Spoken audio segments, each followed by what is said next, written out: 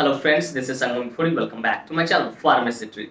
Friends, in this video I'm going to talk about StarPress XL50 mg tablet. Yeah, tablet StarPress XL50. So friends, without wasting any more time, we should start the video.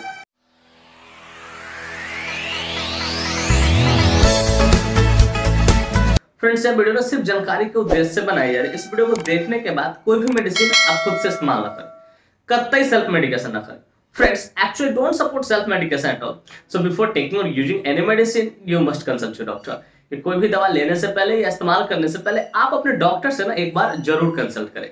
तो friends, चलिए video की शुरुआत करते हैं। Friends, आज का हमारा topic है StarPress XL50। Friends, StarPress XL50 एक बहुत ही शानदार, बहुत ही प्रसिद्ध शेड्यूल H कैटेगरी का मेडिसिन है, जिसका इस्तेमाल हाई ब्लड प्रेशर को ठीक करने के लिए किया जाता है। कि अगर कोई मेल हो फीमेल हो, उसका ब्लड प्रेशर बहुत ज्यादा हाई हो, तो उसको ठीक करने के लिए इस मेडिसिन का इस्तेमाल किया जाता है। और ये मेडिसिन जो होता है ना, कार्डियोलॉजिस्ट जो होते हैं, ठीक है, हार्ट के जो डॉक्टर, उसका बड़ा फेवरेट होता है ये मेडिसिन। फ्रेंड्स, थोड़ा देर पहले मैंने क्या बोला, ये क्या शेड्यूल एच कैटेगरी का है, तो जरा इसे समझ तो होता क्या schedule H. Dear viewers, schedule H category कहने का तो कोई भी वैसा मेडिसिन जिसे परचेज करने के लिए आपको डॉक्टर की प्रिस्क्रिप्शन की जरूरत पड़ेगी, क्योंकि जिस मेडिसिन के बॉक्स के पीछे अगर शेड्यूल एच लगा हुआ है, इसका मतलब उस मेडिसिन के खतरनाक साइड इफेक्ट्स हो सकते हैं। ठीक है, सिडेटिव इफेक्ट्स देता है, ठीक है, क्योंकि वो ब्रेन पे भी जाके काम करता है, कभी कभी तो हो सके वो सिडेटिव इफेक्ट दे सकता है और अचानक से बीपी को लो भी कर सकता है। इसलिए इसको डॉक्टर के सुपरविजन में दिया जाता है। और दूसरी बात ये शेड्यूल एच कैटेगरी का होता है, मतलब बिना डॉक्टर के प्रिस्क्राइब की ये मेडिसिन कोई भी मेडिकल शॉपकीपर वाला आपको नहीं देगा। तो फ्रेंड्स, मैं उम्मीद करता हूँ ये बातें आपको अच्छे से समझ में आ गई। फ्रेंड्स, यह मेडिसिन बीटा ब्लॉकर या एंटी हाइपरटेंसिव कैटेगरी से बिलोंग करता है।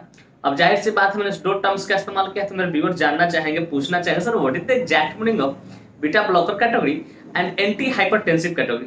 तो डियर व्यूअर्स, मैं कोशिश करूंगा कि सरल से सरल, ठीक है, और सिंपल से सिंपल शब्दों में आपको समझाऊं, ताकि आप अच्छी नॉलेज यहां से इस वीडियो से आप गेन कर सको और उसका यूटिलाइज कर सको।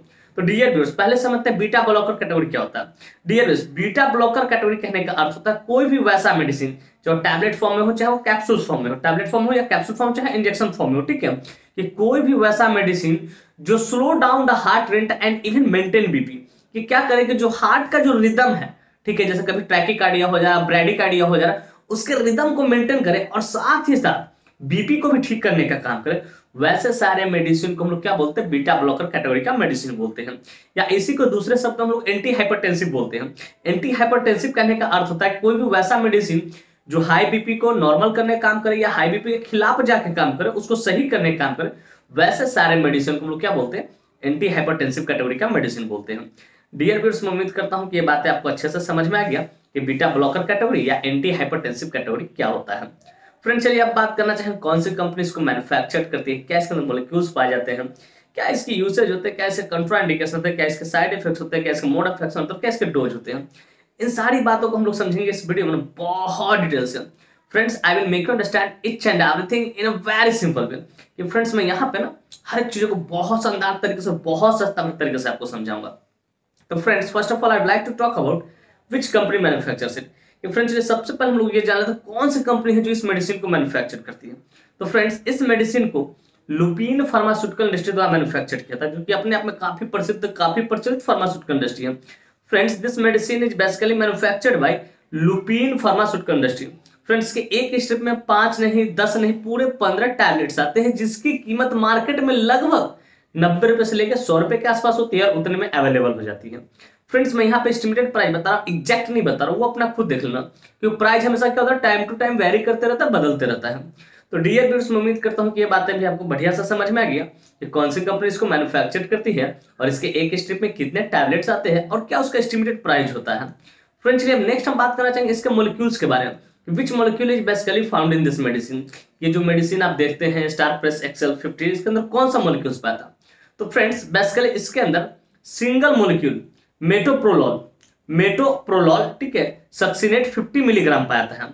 मेटोप्रोलॉल सक्सिनेट 50 मिलीग्राम पाया था, जिसका इस्तेमाल हाई बीपी को ठीक करने के लिए किया जाता है। फ्रेंड्स, मैं उम्मीद करता हूं ये बातें भी आपको अच्छे से समझ में आ गया। इसके अंदर कौन सा molecule, single molecule metoprolol succinate 50 milligram पाया जाता है। फ्रेंड्स, चलिए अब बात करना चाहेंगे इसके यूसेज के बारे में। कहां कहां इसका इस्तेमाल करते हैं, डॉक्टर कब इसको प्रिस्क्राइब करते हैं, किन किन डिजीज में सपोर्टिव ट्रीटमेंट का इस्तेमाल लेते हैं। Friends, let us talk about the usage of this medicine. कि इस मेडिसिन के यूसेज को समझते हैं। तो friends number 1 is treatment of emergency hypertensive, कि अगर कोई पेशेंट इमरजेंसी में आया हो, ठीक है, और उसके इमरजेंसी हाइपरटेंसिव मतलब बहुत ज्यादा अचानक से बीपी बढ़ गया, तो उसको ठीक करने के लिए, कंट्रोल करने के लिए डॉक्टर इसका इस्तेमाल इमरजेंसी कंडीशन में करते हैं। फिर ट्रीटमेंट ऑफ हाई बीपी, कि जनरली अगर कोई पेशेंट है वो हाई बीपी से सफर कर रहा, तो उसको भी ठीक करने के लिए डॉक्टर इसका इस्तेमाल करते हैं। फिर treatment of heart related chest pain, कि अगर किसी व्यक्ति को हार्ट रिलेटेड चेस्ट पेन हो रहा है, सीने में दर्द हो रहा है, ठीक है, तो उसको भी ठीक करने के लिए डॉक्टर इसका इस्तेमाल करते हैं।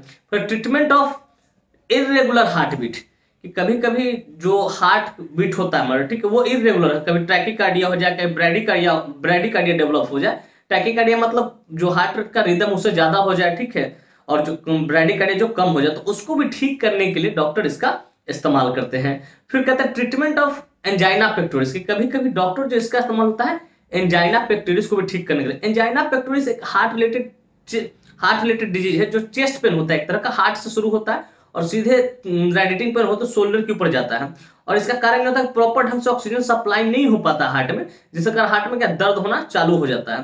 तो एंजाइना पेक्टोरिस को भी ठीक करने में डॉक्टर कभी कभी इसका इस्तेमाल करते हैं। या इसी को आप दूसरे शब्दों में लोग बोलते हैं ट्रीटमेंट ऑफ एरिथीमिया। एरिथीमिया मतलब इरेगुलर हार्टबीट, इसी को नहीं, इरेगुलर हार्टबीट को भी एरिथीमिया बोलते हैं, कि एरिथीमिया को भी ठीक करने के लिए डॉक्टर इसका इस्तेमाल करते हैं।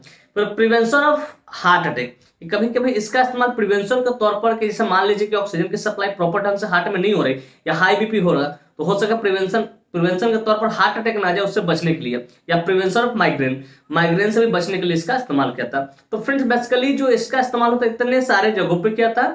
Treatment of emergency hypertensive, treatment of high BP, treatment of irregular heartbeat, treatment of heart related chest pain, treatment of angina pectoris, ठीक है, ट्रीटमेंट ऑफ एरिथीमिया, उसके बाद बोल सकते प्रिवेंशन के तौर पर हार्ट अटैक और माइग्रेन से बचने के लिए इसका इस्तेमाल किया जाता है। फ्रेंड्स मैं उम्मीद करता हूं इसकी यूसेज आपको बढ़िया से समझ में आया, कहां का इसका इस्तेमाल किया जाता है। फ्रेंड्स चलिए अब बात करना चाहेंगे इसके मोड ऑफ एक्शन के बारे में, कि आखिर ये मेडिसिन काम कैसे करते हैं, किस तरीके से काम करते हैं। तो फ्रेंड्स मैं कोशिश करूंगा एकदम सिंपल शब्दों में आपको समझा दूं कि इसका मोड ऑफ एक्शन होता क्या है आखिर।